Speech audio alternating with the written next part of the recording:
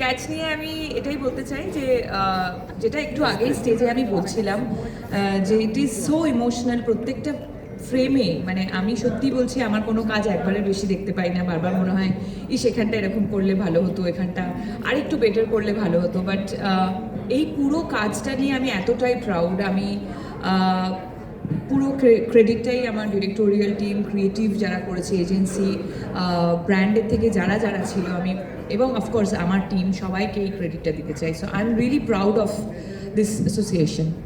বলছি, তুমি নিজে ক্যাচ এই যে হলুদ পাউডারটা ইউজ করে দেখেছো রান্নাতে? Of course yes. কেমন লেগেছে? খুব ভালো।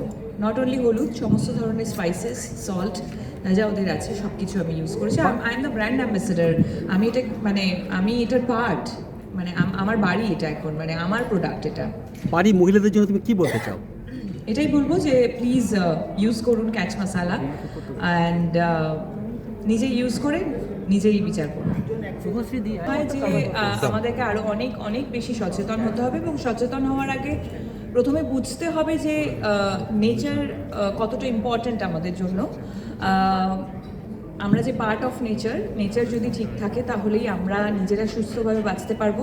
প্রথমে সেই শিক্ষাটা নিজের মধ্যে আনতে হবে। প্রথমেই গিয়ে আগে তুমি এটা করো, তুমি ওটা করো করার থেকে আমি কি করছি সেটা আগে দেখতে হবে। আমি যদি চারপাশে দেখি যে আমি হয়তো নিজে জলটা খেয়ে বটলটা ফেলে দিলাম, বাট চারপাশে দেখলাম যে বটল পড়ে আছে, সেটা তুললাম না, সেভাবে কাজ হবে না। নিজেও ফেলতে হবে এবং চারিপাশে মানুষকে বলতেও হবে, নিজেকে পরিষ্কার করতে হবে। ওকে, আরেকটা